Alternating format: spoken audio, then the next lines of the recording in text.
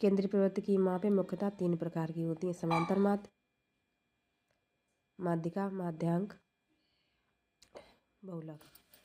समांतर माध्य वह मान है जो दिए गए पदों के योगफल में पदों की संख्या से भाग देने पर प्राप्त होता है। माध्यिका: यदि आंकड़ों को आरोही या अवरोही क्रम में व्यवस्थित किया जाए तो मध्य में पड़ने वाले पद का मान माध्यिका होता है।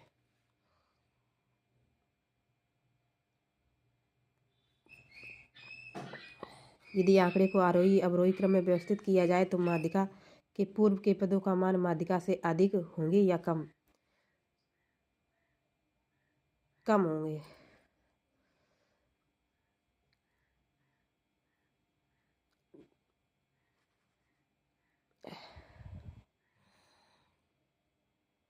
आंकड़ों के आरोही क्रम में व्यवस्थित होने की दशा में पहले समूह के प्रत्येक पद का मान माध्यिका से कम तथा दूसरे समूह के प्रत्येक पद का मान माध्यिका से अधिक होता है।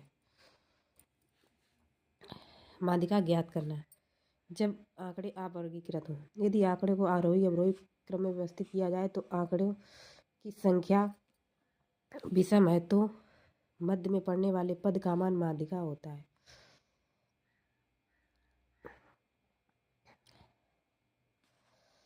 यदि आंकड़ों की संख्या सम हो तो मध्य में पड़ने वाले दो पक्षों का औसत मान माध्यिका होता है।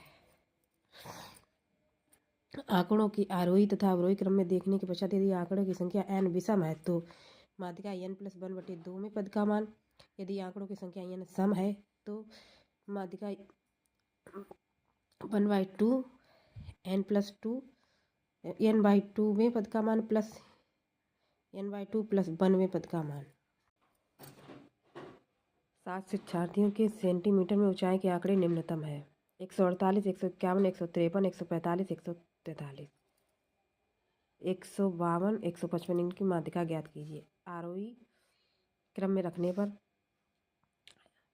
माध्यिका का पद 7 पद है।